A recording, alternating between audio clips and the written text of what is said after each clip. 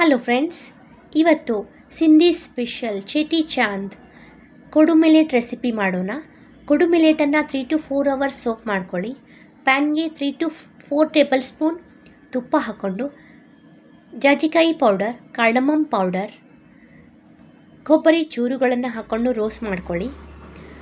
Millet ನೀರನ್ನು ಸಂಪೂರ್ಣ ತೆಗೆದು ಅದನ್ನು 2 ನಿಮಿಷವರೆಗೂ ರೋಸ್ಟ್ ಮಾಡಿಕೊಂಡು 1 ಕಪ್ಪು ಮಿಲೆಟ್ಗೆ 3 ಕಪ್ನಷ್ಟು ನೀರು ಹಾಕ್ಕೊಂಡು ಬೇಯಿಸಿ ಆದಮೇಲೆ 1.5 ಕಪ್ನಷ್ಟು ಜಾಗ್ರಿ ಪೌಡರ್, ಬೆಲ್ಲದ ಪೌಡರ್ ಹಾಕ್ಕೊಳ್ಳಿ.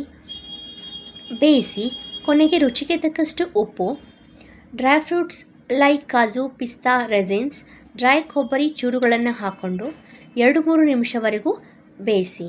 ಇದನ್ನು ನೀವು ದೇವರಿಗೆ ನೈವೇದ್ಯ ಅಂತ ಸ್ಪೆಷಲ್ ಡೇಗಳಲ್ಲಿ, ಒಕೇಷನ್ಸ್ಗಳಲ್ಲಿ ಯಾರಾದರೂ ಗೆಸ್ಟ್ ಬಂದರೆ ನೀವು ಮಾಡ್ಬೋದು. ಹೆಲ್ದಿ ಆ್ಯಂಡ್ ಡೆಲಿಷಿಯಸ್ ಫುಡ್ ಆಗಿರುತ್ತೆ.